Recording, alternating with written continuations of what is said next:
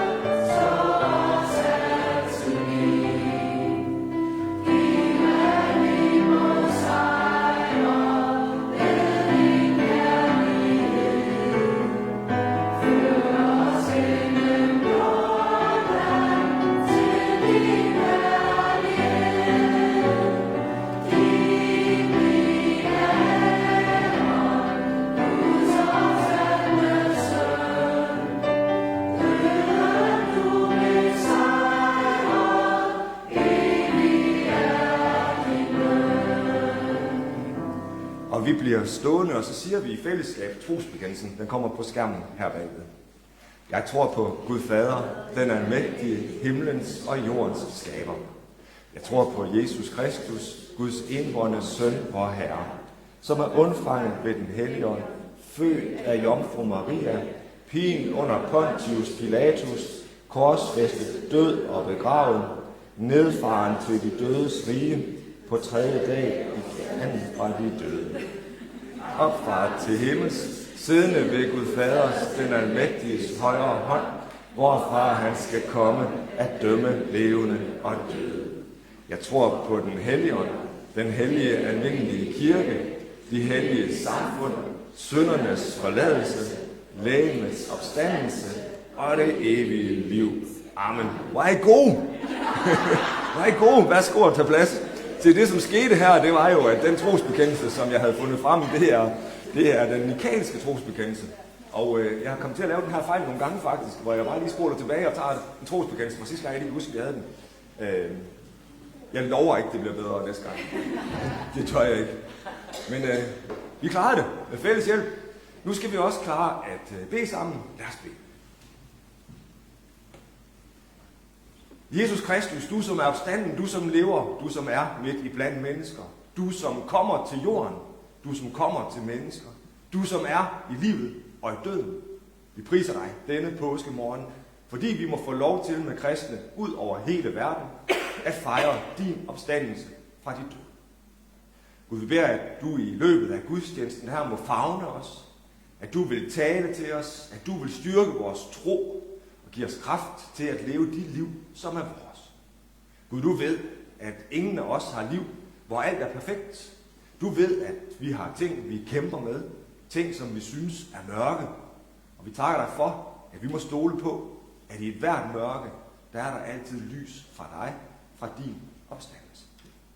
Gud, vi beder dig for den verden, vi lever i, hvor man kan tænke, jeg ved, om der er styr på noget som helst her. Hjælp os til at stole på, at du har hånd i hanke med alt det, som vi frygter, alt det, som vi tænker, det her kommer aldrig til at gå. Så ved vi, at i dine hænder ender alting godt.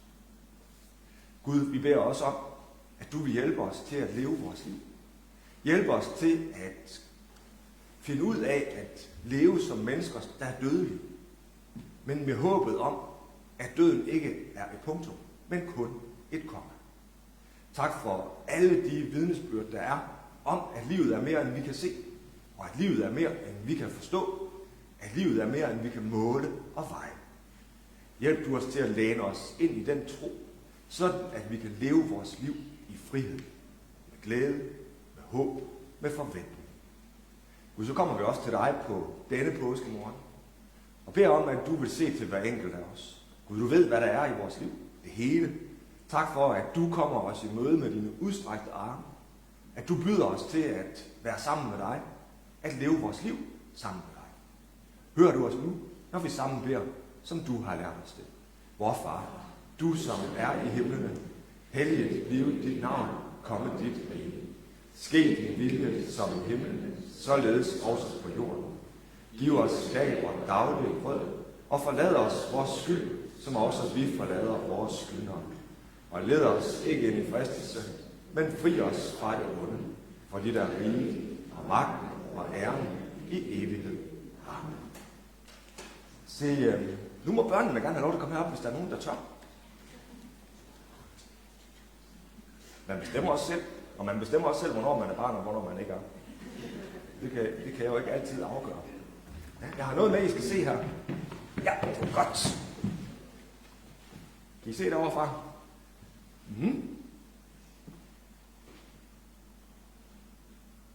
Hvad tror I, der er her i?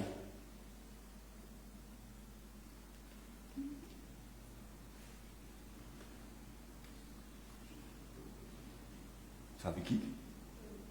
Jeg ved ikke, jeg tør. Nej, vær forsigtig.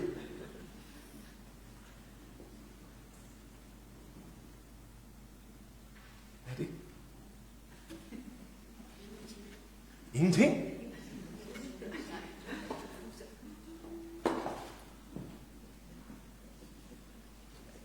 Ingenting. Er det bare for at drille jer, tror jeg? Det her det er jo fordi, at i dag, så er det jo påskemorgen. Og dengang Jesus han var død, der var han jo blevet begravet i en grav. Og der vil man jo regne med, at han bliver.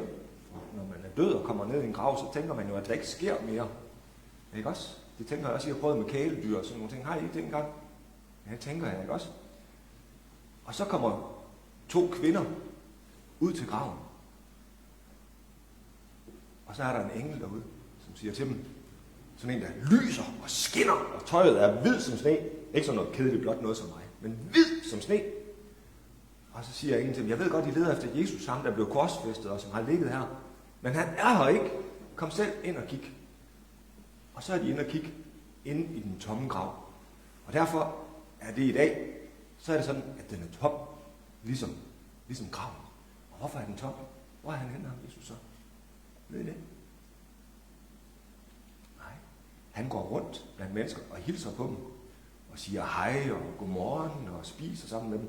Og det er virkelig, virkelig, virkelig mystisk. Men det er det, som gudstjenesten handler om i dag. Og tænk, at man kan blive glad for, at noget er tomt. Men det bliver de glade for helt vildt faktisk. Fordi så er han jo sammen med dem igen. For de var jo kede af, at han var død. Så nu fortsætter gudstjenesten. Og jeg er sikker på, at man kan hygge sig nede bagved ved det runde bord, hvis man har lyst. Man må også godt sidde ved sin mor og far eller andre. Det kunne jo være, at man kendte en kirkeven her i kirken, som var sød. Sødere end mig, for eksempel. Det har jeg svært ved at tro, men du kan prøve at se, om du kan finde en. Emma og Charlotte, det var noget med, at vi skal høre fra jer. Og I må hellere tage en mikrofon.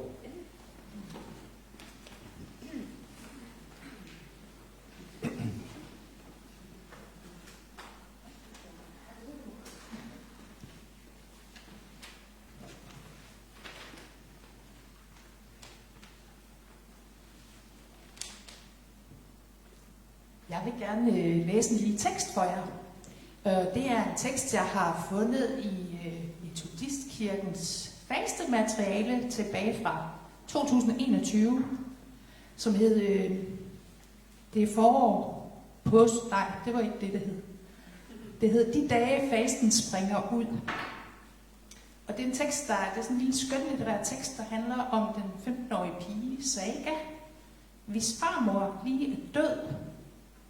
Og så over fastetidens 40 dage, så præsenteres vi så for sådan lidt forskellige refleksioner og tanker, Saga har haft om det her forløb, også efter hendes død.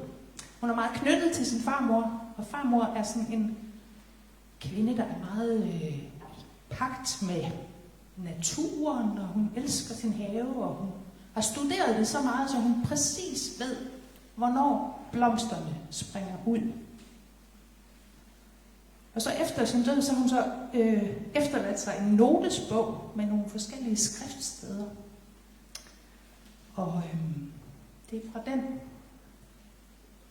Ja, det er fra den, jeg lige skal læse et lille stykke. Jeg leder efter en læbepomade i min taske, da jeg får øje på et sammenfoldet papir. Et kort øjeblik har jeg glemt, hvad det er. Men da jeg folder papiret ud, kommer det til mig. Sangark. Begravelsen. Jeg sætter mig ved skrivebordet og begynder langsomt at læse den første salme højt for mig selv. Jeg læser de første 5 vers. Op al den ting, som Gud har gjort, hans herlighed at prise. Det mindste, han har skabt, er stort, og kan hans magt bevise. Gik alle konger frem på rad i deres magt og vælde. De mægtede ej det mindste blad at sætte på en nælle. Det mindste græs jeg undrer på i skove og i dale, hvor skulle jeg den visdom få, om det kun ret at tale? Hvad skal jeg sige, når jeg ser, at alle skove vrimle, de mange fuglesving, der sker op under Herrens himle? Hvad skal jeg sige, når jeg går blandt blomsterne i enge, når fuglesangen sammenslår som 1000 harpestrenge. Jeg stopper med at læse, fordi en tanke slår ned i mig som et lyn. Jeg ser op for at kunne holde fast i tanken. Jeg ser dit livs sammenhæng. Din tro var årsagen til din omsorg for en fugl og en blomst. Det slår mig, hvor indlysende det er. Det forklarer, hvorfor du med stor ihærdighed og glæde inviterede mig ud for at se den forandring, foråret bragte. Du vil vise mig, at de dage blomsterne springer ud, er dage, hvor afstanden til Gud er tynd som et blad.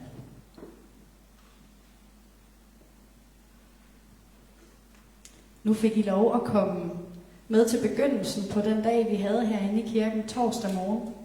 Der læste Charlotte den her fine tekst som indledningen til en lille gruppe, vi kaldte Blomstrende Fællesskab. Og det er derfor, der er lidt ekstra mange blomster til stede i kirkerummet i dag. Vi er jo vant til at have en flot opsats her på alteret, som Harriet laver til os. Og for, hvad blev vi enige om, 3 år siden, til et årsmøde her i kirken, fandt jeg på, at jeg synes, det kunne være hyggeligt at mødes omkring forår og genopstandelse og være kreative sammen med det, som Gud bringer os i naturen. Så vi mødtes 8 mennesker herinde i torsdags og har lavet alle de fine blomster især rundt omkring. Og nu siger jeg 8. Jeg har lovet Harriet at sige, at det er faktisk kun os 7 deltagere, der har lavet. Der er intet til stede i rummet, som Harriet har lavet. Og hun var en stolt lærermester, da vi gik herfra. Kun 3 roser. Så jeg håber, I vil nyde de blomster, vi har fået kreeret til jer her til påskedagen i kirken.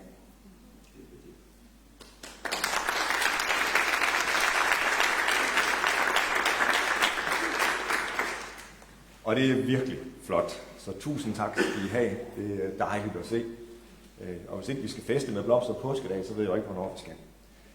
Vi skal synge salme nummer 170, tag det sorte kors fra graven. Mens vi gør det, så er der mulighed for at give et frivilligt bidrag til kirkens aktiviteter og arbejde og nye tag og alt det her ved hjælp af MobilePay nummer 46 22 93. Vi synger salmen Tag det sorte kors fra graven. Tag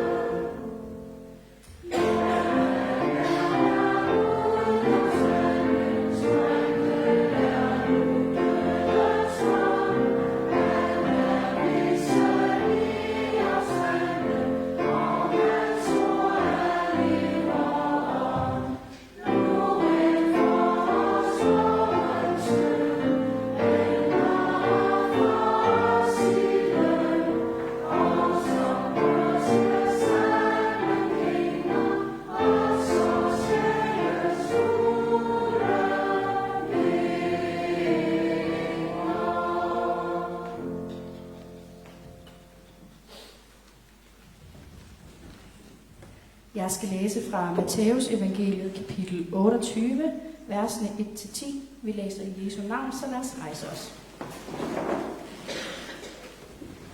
Efter sabbaten, da det gryede af den første dag i ugen, kom Maria Magdalene og den anden Maria for at se til graven. Og se, der kom et kraftigt jordskælv, for Herrens engel steg ned fra himlen og trådte hen og væltede stenen fra og satte sig på den. Hans udseende var som lynild, og hans klæder hvide som sne. De, der holdt vagt, skælvede af frygt for ham og blev som døde. Men englen sagde til kvinderne: Frygt ikke. Jeg ved, at I søger efter Jesus, den korsfæstede. Han er ikke her. Han er opstået, som han har sagt. Og skynd jer hen og sig til hans disciple, at han er opstået fra de døde. Og se, han går i forvejen for jer til Galilea. Der skal I se ham. Nu har jeg sagt jer det. Og de skyndte sig bort fra graven med frygt og stor glæde, og løb hen for at fortælle hans disciple det. Og se, Jesus kom dem i møde og hilste dem med et godmorgen, og de gik hen og omfavnede hans fødder og tilbad ham. Da sagde Jesus til dem: Frygt ikke, men gå hen og sig til mine brødre, at de skal gå til Galilea. Der skal de se mig. Tak, Emma. Værsgo og tage plads.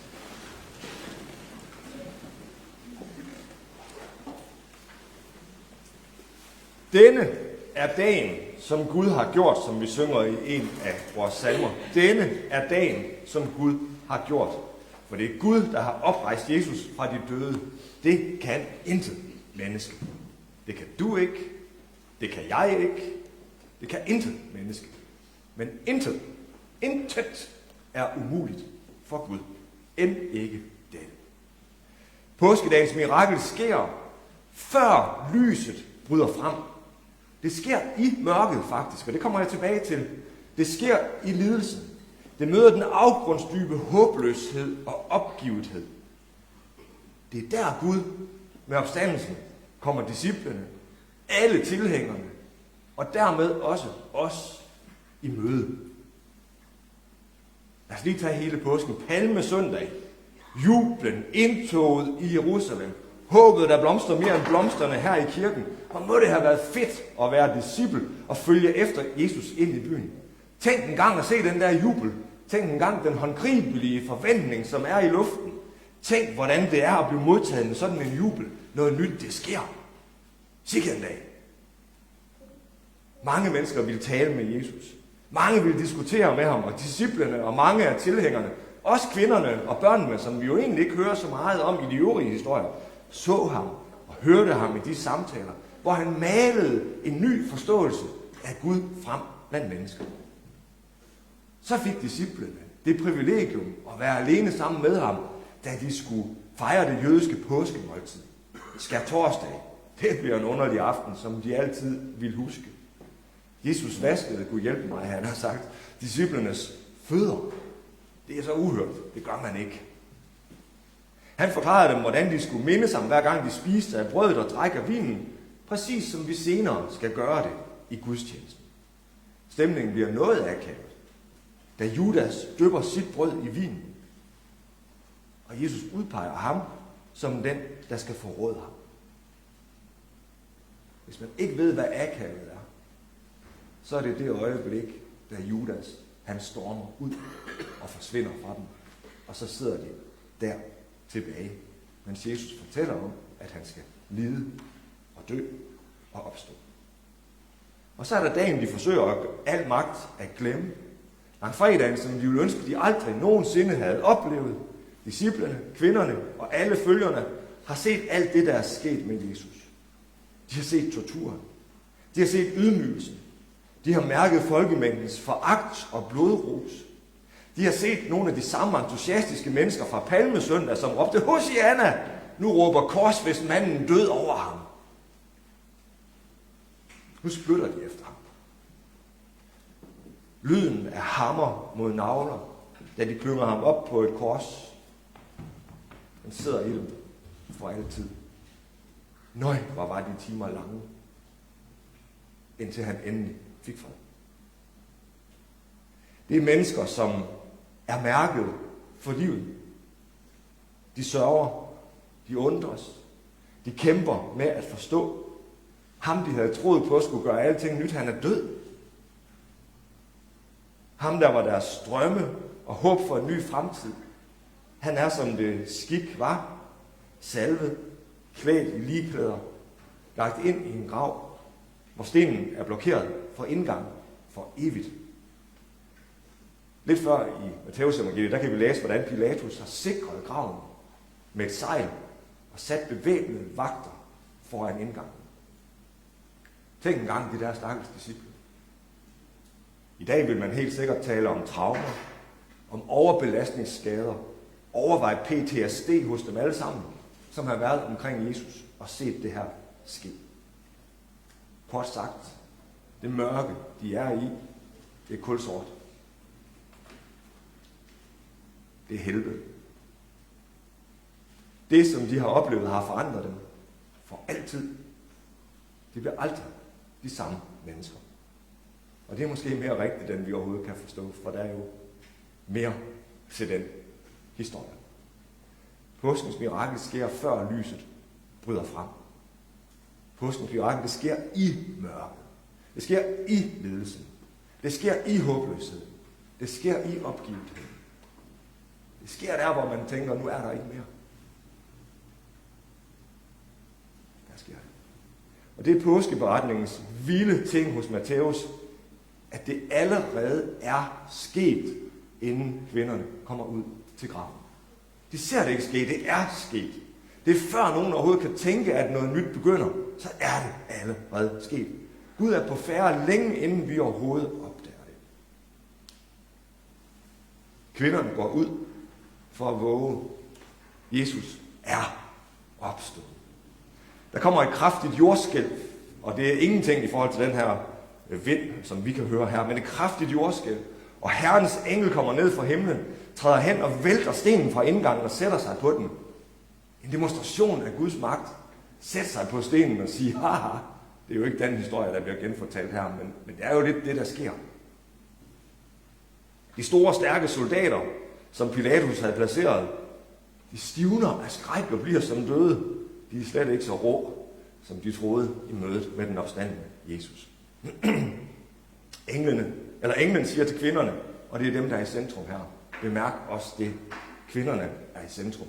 Der, hvor det bliver allervildest, der er det dem, som ikke har nogen plads i historien, der er i centrum. Frygt ikke.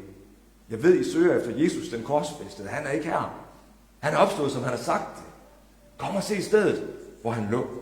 Og skynd jer hen og sig til hans disciple, at han er opstået fra de døde. Og se, han går i forvejen for jer til Galilea. Der skal I se ham. Nu har jeg sagt det. Det er helt utroligt komprimeret her. Og de af os, som har prøvet at være i en dyb krise, vi ved også, at det nok ikke er der, man er bedst til at rumme væsentlig, vigtig, ny information. Så derfor bliver det skåret ud i pap, og vi vil opdage, at det bliver gentaget. Der er en engel. Der bliver sagt, frygt ikke. Der bliver sagt, Jesus er ikke her. Der bliver sagt, han er opstået. Der bliver sagt, kom og se. Stenen er væltet fra, så I selv kan se det. Altså ikke for, at han kan komme ud, men for, at vi kan få lov til at se. Og gå så hen til hans disciple og fortælle dem, at han er opstået fra de døde. Hør. Se. Gå. Jeg ved ikke, hvad du tænker om opstandelsen fra de døde. Jeg synes godt, det kan være lidt svært at rumme, fordi det strider mod alt, hvad vi fornuftsmæssigt ved om døden. Men sådan er det jo med tro. Tro er jo ikke viden. Og måske er det en god ting, at vi i vores baghoved har en historie, som vi har haft for et par søndage siden fra Johannes evangeliet, hvor Jesus opvækker sin ven Lazarus fra de døde. Her er der også fuld smæk på fortællingen, og vi får at vide, at Lazarus, han er jo allerede død. Han stinker allerede. Han har ligget i graven i 4 dage. Og så maler Johannes evangeliet det her billede af Lazarus, der kommer vaklende ud i ligklæderne. Vi bør tænke, nå ja, hvis Lazarus kan opstå, så kan Jesus selvfølgelig også. Kvinderne skynder sig afsted. Og Matthæus fortæller os, at det sker med frygt og stor glæde. Frygt og stor glæde.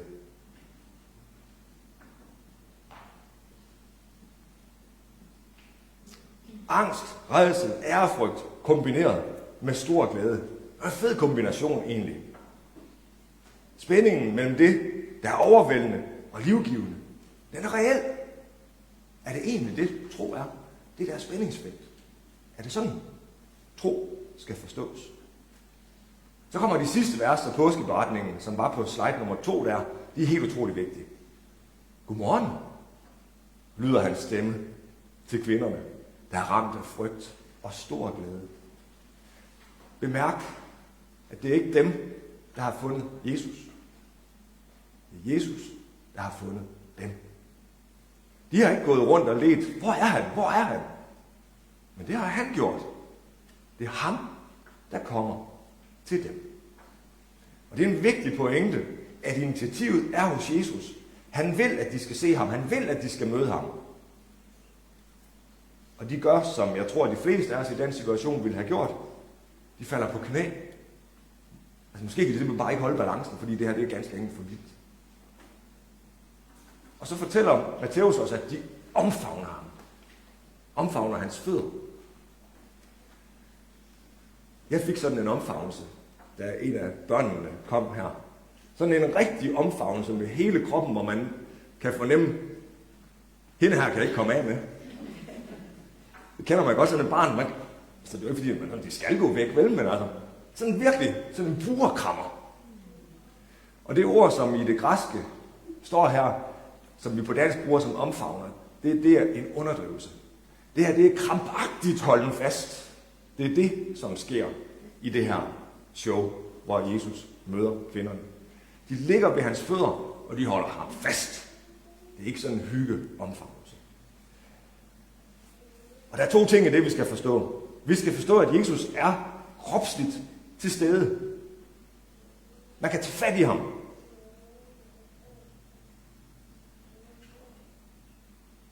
Og jeg tror, det vil gælde os alle, hvis vi kommer i den situation, så vil vi også tage fat. Og så vil vi holde fast. For vi vil gerne fastholde situationen. Fordi når man har fat, så har man vidsthed om, at det er sandt, at han er opstået fra de døde. Og de ved godt, for de er jo voksne kvinder, de ved godt, at lige så snart de slipper, så kommer de til at spørge sig selv, skete det her virkelig? Igen, frygt ikke. Gå hen og sig til mine brødre, at de skal gå til Galilea, der skal de se mig. Nu spoler vi tilbage. Kvinderne får lov til at møde englen. De får lov til at se den tomme grav. De bliver sendt med besked om opstandelsen. De møder den opstandende, og de bliver sendt med besked. De bliver sendt med besked. Det er det, vi har gang i kirken i dag. Det er det, vi har i gang i kirker ud over hele verden i dag. At den her besked, den lever, og den er reel og er der stadigvæk. Besked, den forandrede alt. Den gik, og den går verden rundt. Og den besked er livgivende, i det den for os i dag forsikrer os om, minder os om, at vi kan tro på, at selv i det mørkeste mørke, hvor vi ikke ser nogen udvej, der er der opstandelse. Det betyder, at vi moderne mennesker, som gør, hvad vi kan for at fortrænge, at også vi skal dø, ikke behøver at frygte det, som vi godt ved kommer. Det gør, at døden har mistet sin brød, som vi synger. For i det, som for os ligner det ultimative tab, der står den opstandende med udstrakte arme for at tage imod enhver, som han rækker ud til. Det gør, at vi kan rette ryggen, løfte blikket, tage en dyb indånding og leve vores liv uden frygt. For vi er kaldet til at leve vores liv frit. Denne er dagen, som Gud har gjort. Det er Gud, der har oprejst Jesus fra de døde. Det kan intet menneske. Det kan du ikke. Det kan jeg ikke. Det kan intet menneske. Men intet er umuligt for Gud. Jesus er opstået.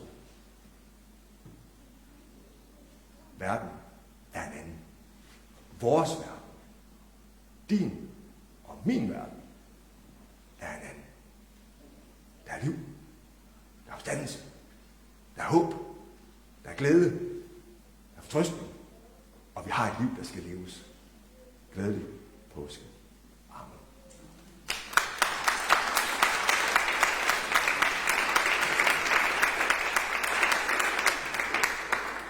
Tak skal I have.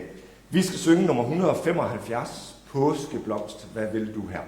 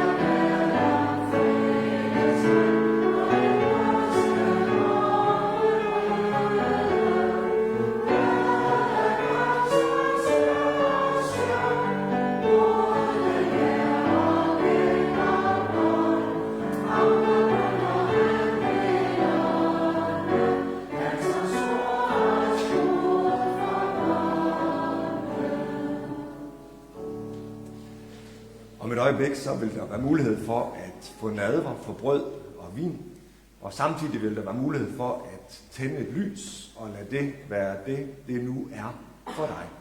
Du kan også bare sidde i din egen bøn, dine egne tanker. I Metodistkirken er det sådan, at alle er velkommen til at tage del i nadveren. Det behøver ikke at være sådan, at man har styr på det der med tro og tvivl eller noget som helst. Hvis man har lyst til at være med, så er man indbudt. Den vin, vi serverer, det er en alkoholfri druesaft. Der er også mulighed for at få en glutenfri oblat, så siger man bare til. Jesus, han var altid gæst, da han gik omkring. Det var altid ham, der blev puttet ind i Peters og Jairus' hjem, hos Martha og Maria, hos Joanna og Susanna. Han var altid gæst. Ved de riges middagsbord, hvor han talte de fattige sag, der var han altid gæst. Men her, ved det her bord i vores kirke, der er han vært. De, der ønsker at tjene ham, de må først blive betjent af ham. De, der ønsker at følge ham, de må først blive bespist af ham. Og dem, der vil vaske hans fødder, må først lade ham rense sine. For her er det bord, hvor Gud ønsker, at vi skal få næring. Det er her, Kristus, den opstandende, kan gøre os nye. Så kom, du som sulter og tørster efter dybere tro, efter bedre liv, efter en mere retfærdig verden. Du er velkommen. Jesus Kristus, som har siddet ved vores bord, inviterer os nu til at være gæst ved hans. Skærtorsdag, den aften, hvor han holdt påskemåltid med sine disciple, hvor han forklarede dem, at han skulle lide og dø. Der tog han selv brødet, takkede, brød det og rækte det frem til dem og sagde, dette er mit legeme, som gives for jer. Hver gang I spiser det, så tænk på mig.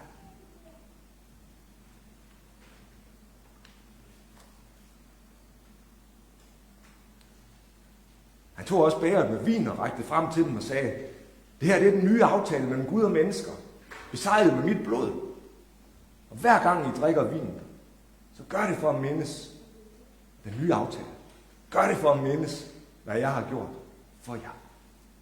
Det forstod de ikke på det tidspunkt.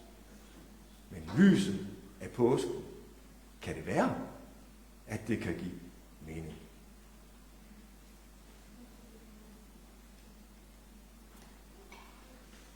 Så om et lille øjeblik, så gør vi det samme, som Jesus gjorde. Vi tager dette brød, og dette vin, jordens produkter og frugten af menneskeligt arbejde. I dem har Jesus lovet at være til stede, og gennem dem kan Jesus med sin opstandelse gøre os hele. Der hvor der er mørke, kan der blive lys. Der hvor der er smerte, kan der blive lindring. Der hvor der er død, kan der blive liv. Kom Helligånd over os og disse gaver. Lad dem blive til Kristi legeme og blod for os, så vi kan være Jesu krop i verden og sat fri af hans blod. Og nu vil Ulla komme op her, og så tager vi brød og vin først, og i mellemtiden så er I velkommen til at bevæge jer frit rundt og komme frem.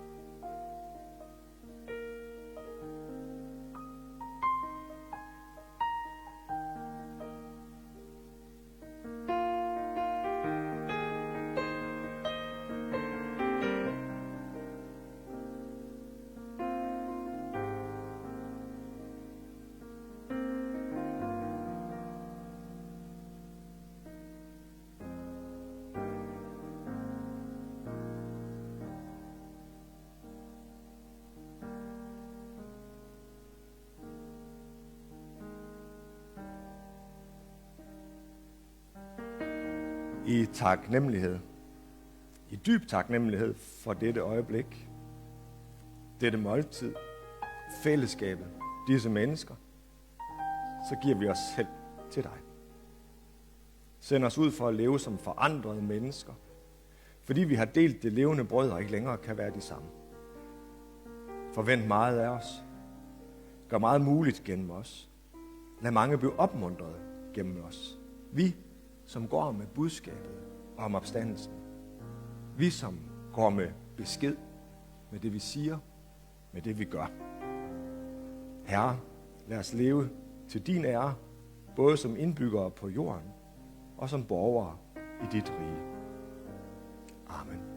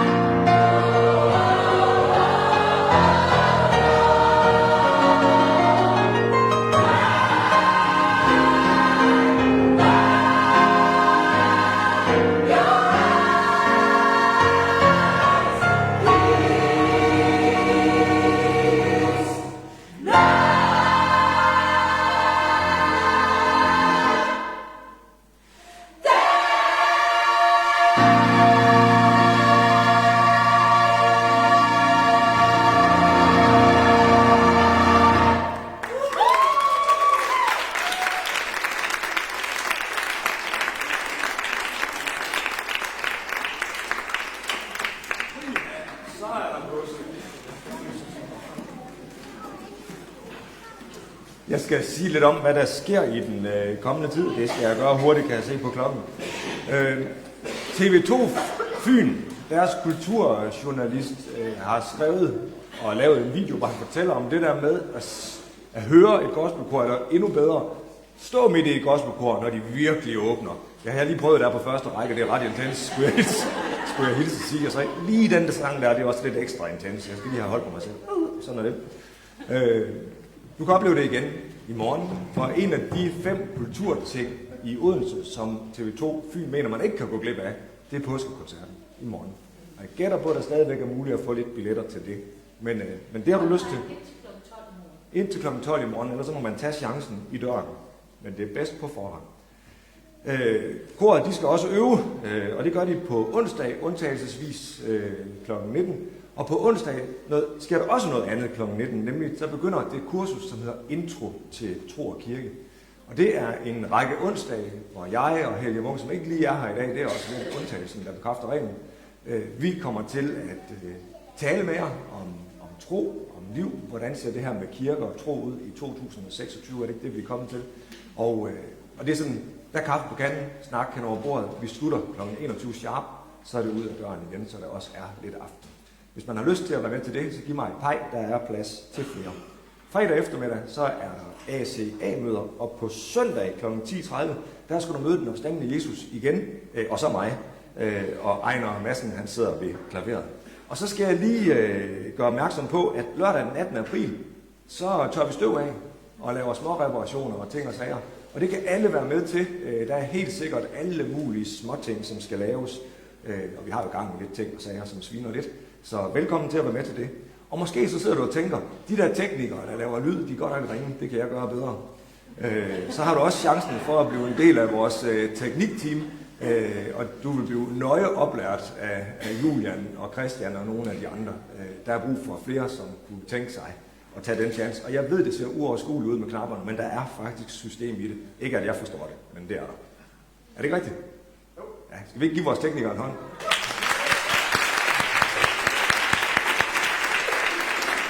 Når gudstjenesten er færdig, så er der nogen, der har været søde og sørge for en kop kaffe. Der er også en fra kirkens omsorgsteam, som man kan tale med, og i dag så er det Harriet, som sidder dernede. Så tag fat i hende, hvis der er noget i livet, der brænder på.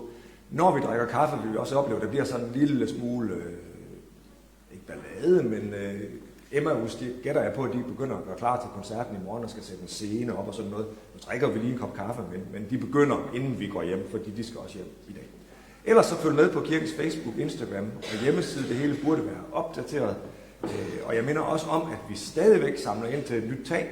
Jeg var lige på taget i går, og der er kun få steder, hvor der ikke er lagt tagsten. Så det skrider virkelig fremad. Ja, det skulle nødblæse ned i dag. Og ellers så tror jeg ikke, jeg har så meget mere at sige, andet end vi skal synge den næste salme. Jeg skal også sige, at i øvrigt online-verden i dag, det er Shanti Dibjerg, så du som er med online, stil endelig spørgsmål til hende, hun kan svare på alt. Vi skal synge påskesalmen, som er næsten lige så god som Don't Cry, og det er helt dig frelser og forsoner, der er stor at synge.